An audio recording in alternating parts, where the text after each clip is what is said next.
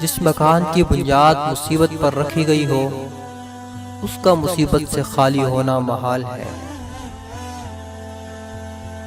کسی شخص پر اس وقت تک اعتماد نہیں کرنا چاہیے جب تک اس کے غصے کو آزما نہ لے۔ اگر صبر و شکر 2 اونٹ ہوتے تو مجھے سوار ہونے کے لیے ان میں سے کسی کی ترجیح نہ کرنی پڑتی۔ سب سے زیادہ سخی وہ ہے جو ایسے شخص کو دے جس نے اسے محروم کیا۔ اپنے زیر کفیل لڑکیوں کو بدصورت اور حقیر لڑکوں کے پلے نہ باندھو، وہ بھی تمہاری طرح اچھے ساتھی پسند کرتی ہیں۔ انسان صوم و صلات سے نہیں بلکہ معاملات سے پہچانا جاتا ہے۔ آخرت کے معاملات کے علاوہ ہر معاملے میں تاخیر کرنا بہتر ہے۔ بدکاری کی کثرت سے زمین میں زلزلہ آتا ہے اور حکام کے ظلم و ستم سے قحط واقع ہوتے ہیں۔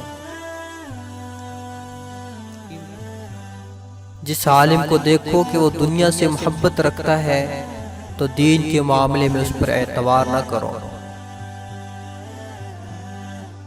ایسا کام نہ کرو جس کی وجہ سے تمہیں بعد میں شرمندگی ہو۔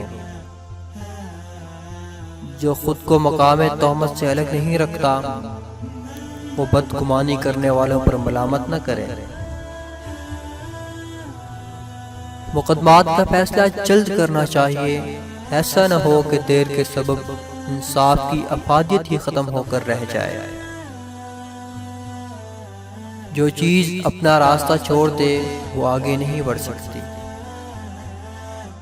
توبہ کی تکلیف سے گناہ کا چھوڑ دینا زیادہ آسان ہے۔ اپنی مجلس میں لوگوں کو مساوی درجہ دو تاکہ کمزور آدمی تمہارے انصاف سے نا امید نہ ہو اور عہدوں والے اس سے ناجائز فائدہ نہ اٹھا سکیں۔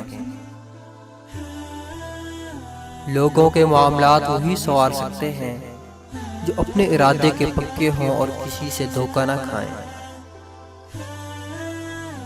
حسن اخلاق اور پاکیزہ کردار کا معیار ہے کہ لوگوں کے ساتھ تمہارے معاملات کیسے ہیں۔ اپنے ماتحتوں کے لیے ایسے بن جاؤ جیسے اگر تم خود ماتحت ہو تو اپنے امیر کو ویسا دیکھنا چاہو۔ کبھی کسی بے قصور کو نہ مارنا کہ وہ ذلیل ہو جائے، اور کبھی کسی کی بے جا تعریف نہ کرنا کہ وہ غرور سے اکڑ جائے۔ رعیت اس وقت تک امام کی پیروی کرتی ہے جب تک وہ اللہ کے احکام کی پیروی کرتا ہے۔ جب وہ اللہ کے احکام سے سرکشی اختیار کرتا ہے تو رعایا اس کے حکموں سے سرکش ہو جاتی ہے، اور جب وہ فسق و فجور میں مبتلا ہوتا ہے تو رعایا اس سے بڑھ کر فاسق و فاجر ہو جاتی ہے۔